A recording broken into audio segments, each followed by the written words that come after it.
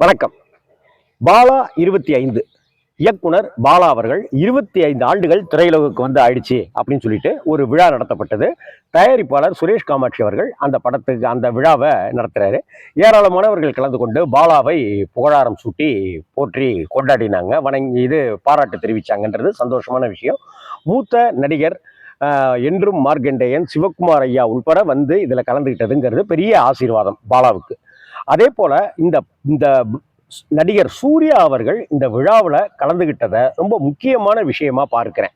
முக்கியமான விஷயமா அப்படின்னு சொல்றதை விட தாண்டி சூர்யா ஒரு பர்ஃபெக்ட் ஜென்டில்மேன் அப்படிங்கிறத நான் இதில் பார்க்கிறேன். ஏன்னா இந்த இப்ப வணங்கான் அப்படிங்கிற திரைப்படத்தை பாலா அவர்கள் எடுத்திருக்காரு.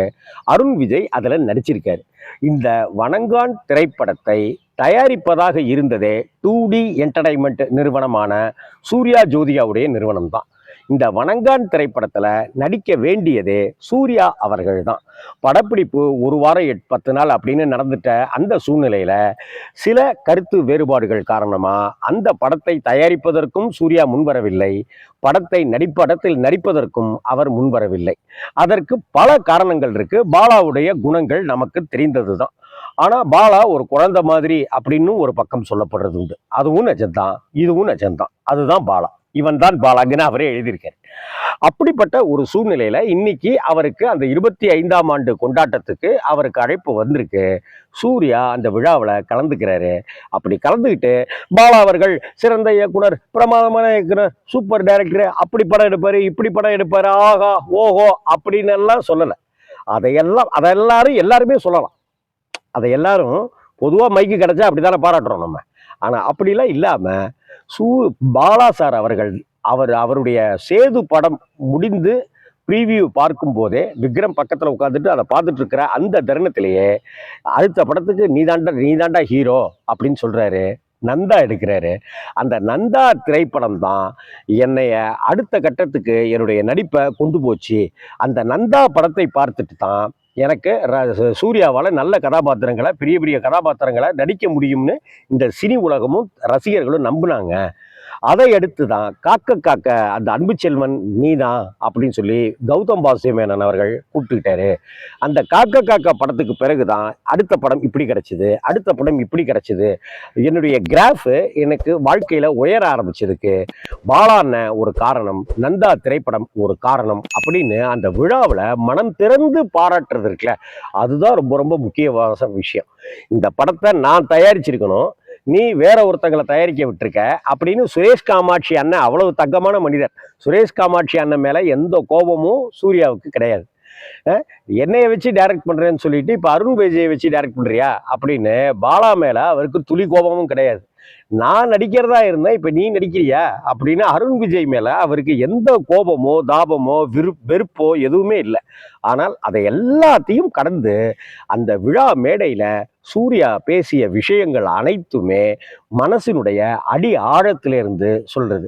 இன்னும் சொல்ல போனால் அந்த 25 பாலா 25 அப்படிங்கிற விழாவை நடிகர் சூர்யா அவர்கள் கங்குவா அப்படிங்கிற ஒரு படம், ஒரு சர்க்கிள் அப்படிங்கிறத தாண்டி இன்னைக்கு வந்து அவர் அந்த இடத்துல வந்து நின்று பேசுறாருங்கிறதையும் நாம பார்க்க வேண்டி இருக்கு.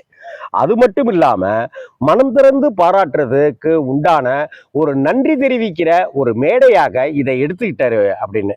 உங்களுக்கு நான் ஒரு நன்றி சொல்லணும் அப்படின்னா சாகர வரைக்கும் நன்றி கடன்பட்டிருக்கேன். நேஷனல் பிக்சர்ஸ் பெருமாள் முதலியார் அப்படிங்கிறவர் பராசக்தி படத்துல அறிமுகப்படுத்திய காரணத்துக்காக தன் வாழ்நாள் முழுக்க ஒவ்வொரு பொங்கலுக்கும் சென்று அவருக்கு, அவர் மனைவிக்கு, அவர் குடும்பத்தினருக்குன்னு ட்ரெஸ் வாங்கிட்டு போய் நமஸ்காரம் பண்ணி பொங்கலை ஆசீர்வாதம் வாங்கிட்டு வந்த நடிகர் திலகம் சிவாஜி கணேசனை நமக்கு தெரியும். இது மாதிரி பல தருணங்கள், பல கலைஞர்கள் இந்த வாழ்க்கையில நன்றி உணர்வோடு இருந்தவங்க எல்லாருமே பார்த்தீங்கன்னா அவங்கெல்லாம் வாழ்க்கையில ஜெயிச்சவங்களா இருப்பாங்க. வாழ்க்கையில தோத்தவர்களை எடுத்து பார்த்தீங்கன்னா அங்க நன்றி உணர்வு அப்படின்னு மருந்துக்கு கூட இல்லாதவர்களா இருப்பாங்க. சூர்யா அவர்கள் இன்னைக்கு இந்த அளவுக்கு உயரத்தில் இருக்கிறாருன்னா அதற்கு அவருடைய நன்றி உணர்வு அப்படிங்கிற அந்த மனசு தான் காரணம். அந்த மனசு தான் அந்த ஸ்டேஜில் அவரை கொண்டு வந்து நிப்பாட்டுனுச்சு. அந்த நல்ல மனசு அவருக்கு இருக்கிறதுனால தான் அவ்வளவு மனம் திறந்து பாலாவை அந்த இடத்துல பாராட்ட முடிஞ்சுது. அந்த வகையில் 25 ஆண்டு காலம் திரையுலகத்தில் இருக்கிற பாலாவை பாராட்டுறதை விட அப்படி பாலாவை பற்றி உண்மையாக புலகாங்கிதத்தோடு நன்றி உணர்வோடு பேசி நெகிழ்ந்து போன அந்த சூர்யாவை பாராட்டுறது தான் சரியா இருக்கும் அப்படின்னு தோணுச்சு. சூர்யா எப்போதுமே தன்னை ஒரு ஜென்டிலான ஒரு மனிதராக, ஒரு ஒரு ஹம்பிள் அப்படின்னு சொல்லுவாங்கல்ல, அப்படியான உணர்வு கொண்டவராக பார்க்கிறேன்.